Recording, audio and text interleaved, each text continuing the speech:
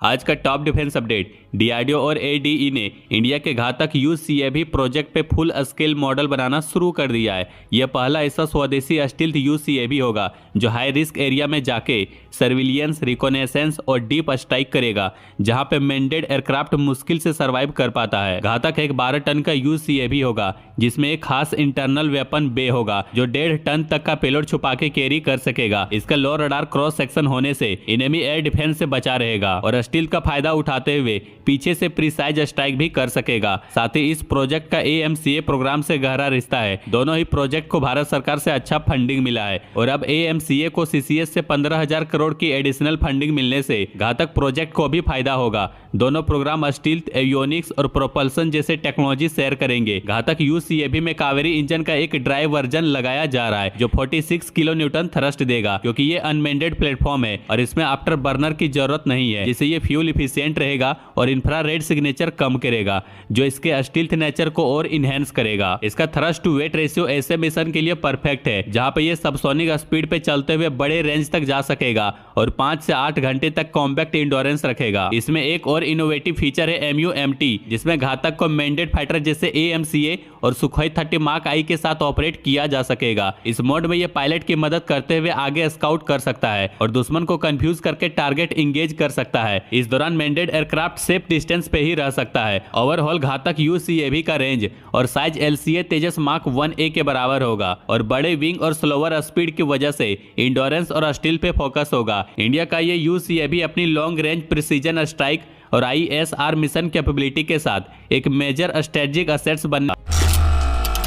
Indian navy के पुराने kilo class submarine जो एक जमाने में अंडर वाटर फोर्स का बैकबोन था, लेकिन अब सिर्फ 7 बचे हैं। इन्हें सिंधु घोष क्लास कहते हैं और ये इंडियन नेवी के लिए 30 से ज्यादा सालों तक इंपॉर्टेंट रहे, लेकिन नए सबमरीन टेक्नोलॉजी के आने और मॉडर्न नेवल वॉरफेयर का चैलेंज के साथ ये पुराने हो गए हैं और नेवी इन्हें धीरे धीरे फेज आउट करने की तैयारी में है। किलो क्लास फ्लीट का पहला रिटायरमेंट 2022 में INS सिंधु ध्वज के साथ शुरू हुआ, जो 1987 से सर्व कर रहा था और 2013 में एक और लॉस हुआ जब INS सिंधु रक्षक का ऑन बोर्ड एक्सप्लोजन के कारण डूब गया, जिसमें 18 सेलर की जान चली गई थी। 2020 में INS सिंधु वीर को म्यांमार ट्रांसफर कर दिया गया, जो दोनों देशों के डिफेंस कॉपरेशन का हिस्सा था। अगले 5 सालों में नेवी 2 और किलो क्लास सबमरीन रिटायर करने की प्लानिंग कर रही है। उसके बाद सिर्फ 5 सबमरीन ऑपरेशनल रहेगी, जो अगले 7 से 10 साल तक सर्व करेगी। ये ग्रेजुअल फेज आउट एक एरा का एंड है, क्योंकि किलो क्लास ने भारत की मैरीटाइम डिफेंस स्ट्रेटजी में बहुत बड़ा रोल प्ले किया है। इनमें से कुछ सबमरीन का एक्सटेंसिव रिफिट किया गया है, जो मोस्टली रसिया और इंडियन शिपयार्ड में हुआ। ये रिफिट सोनार, प्रोपल्सन, वेपनरी अपग्रेड्स पे फोकस करता है, जो ऑपरेशनल लाइफ 10 साल तक बढ़ा सकता है। लेकिन नेवी के ऑफिशियल कहते हैं कि अपग्रेड्स के बावजूद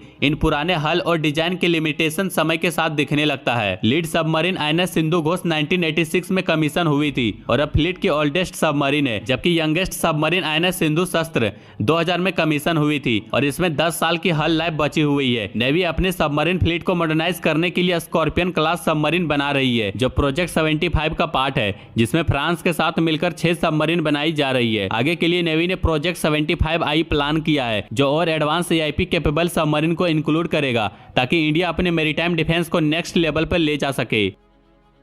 आजकल काफी इंडियन डिफेंस इंथुसियास्ट और वेटरन चाह रहे हैं कि HLH-24 मारुत को वापस इंडियन एयरफोर्स के हेरिटेज फ्लाइट में शामिल किया जाए। ये इंडिया का पहला खुद का बनाया फाइटर बॉम्बर है, जो पहली बार 1961 में उड़ा था और ये हमारी एरोस्पेस हिस्ट्री में एक खास जगह रखता है। मारुत को HL ने German designer doctor Kurt tank के गाइडेंस में बनाया गया था और ये उस वक्त के लिए बड़ी अचीवमेंट थी। 1960 से 1980 तक ये इंडियन एयरफोर्स के लिए काम करता रहा और 1971 के इंडो पाक वार में भी यूज हुआ था। हालांकि इसके इंजन में पावर थोड़ी कम थी, लेकिन ये एयरक्राफ्ट पायलट और मैकेनिक्स के बीच में बहुत पसंद किया गया था। मारुत असली मेक इन इंडिया का सिंबल था और यह भारत की एरोस्पेस में अपनी पहचान बनाने की सोच को दिखाता है। हेरिटेज फ्लाइट में अभी MiG-21 जैसे प्लेन्स हैं, लेकिन मारुत की अपनी देसी पहचान उसको और खास बनाती है। लेकिन मारुत को दोबारा उड़ाने में कुछ चैलेंजेज है। ये 1980 में रिटायर हो गया था, तो इसके नए पार्ट्स मिलना मुश्किल है और इसके इंजन भी अब नहीं बनता। लेकिन इंडिया की एरोस्पेस टेक्नोलॉजी अब काफी आगे बढ़ गई है, तो नई तरीके जैसे रिवर्स इंजीनियरिंग और स्पेशल रिस्टोरेशन टेक्निक से